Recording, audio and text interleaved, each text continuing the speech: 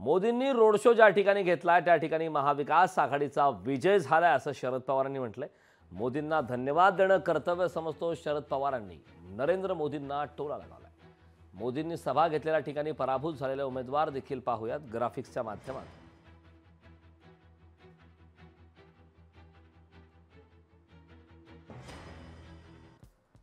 सुधीर मुनगंटीवार चंद्रपूर लोकसभेतून पराभूत झाले तर राजू पारवे रामटेकमधून, रामदास तडस वर्ध्यामधून, महादेव जानकर परभणीमधून पराभूत झाले।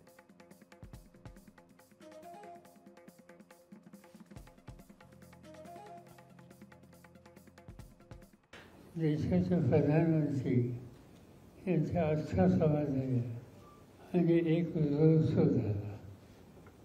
त्यांच्या या आजचा संवाद या ठिकाणी झाला आणि उत्सव ज्या ठिकाणी झाला त्या ठिकाणी आम्हा लोकांच्या उमेदवारांना जनतेने फारच मोठ्या प्रमाणात पाठिंबा दिला आणि म्हणून विधानसभेच्या निवडणुकीच्या काळामध्ये प्रधानमंत्र्यांच्या जेवढ्या ज्या जागा भीती होती तेवढं आमच्या स्वस्थ बहुमताच्या दृष्टीनं अनुकूल वातावरण होईल।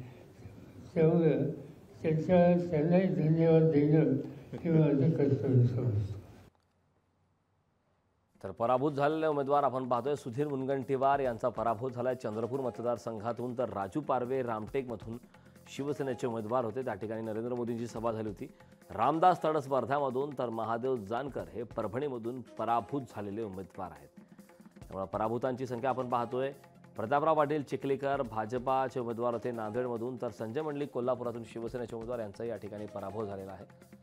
नरेंद्र मोदींची ज्या ठिकाणी सभा झाली त्या ठिकाणचा पराभव झालेला आहे। राम सातपुते सोलापूरमधून तर सुनेत्रा पवार या बारामती लोकसभा मतदारसंघातून पराभूत झालेल्या उमेदवार। अर्चना पाटील धाराशिवमधून उमेदवार होत्या, तर सुधाकर शृंगारे लातूरचे उमेदवार होते भाजपचे, यांचाही या दरम्यान पराभव झालेला आहे। नरेंद्र मोदींची सभा ज्या ज्या ठिकाणी होते ज्या ज्या ठिकाणी झालेली आहे त्या त्या ठिकाणी पराभव झालाय। बीडमध्ये पंकजा मुंडे, अहमदनगर सुजय विखे पाटील अशा प्रकारचं वक्तव्य शरद पवारांनी केलं होतं।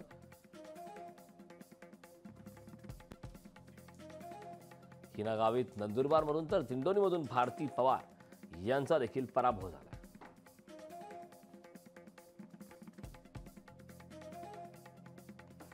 तर यावरती सुधीर मुनगंटीवार यांनी नेमकी काय प्रतिक्रिया दिलेली आहे पाहूया। काँग्रेसच्या 2014च्या 44 जागा, 2019च्या 52 जागा आणि आता 99 जागा, तीनही 15 वर्षाची टोटल मारल्यानंतर सुद्धा 240 जागांपर्यंत पोहोचत नाही। पवार साहेबांनी सर्व राजकीय पक्ष एकत्र केले, एक स्वप्न बघत की मला किंवा आमच्यापैकी कोणाला तरी प्रधानमंत्री होता येईल, पण एकट्या भाजपच्या जेवढ्या जागा आहेत ना तेवढ्याही जागा हे सारे पक्ष एकत्र येऊन प्राप्त करता आले नाही। लोकशाही मराठी ऐका, पहा, जागरूक रहा।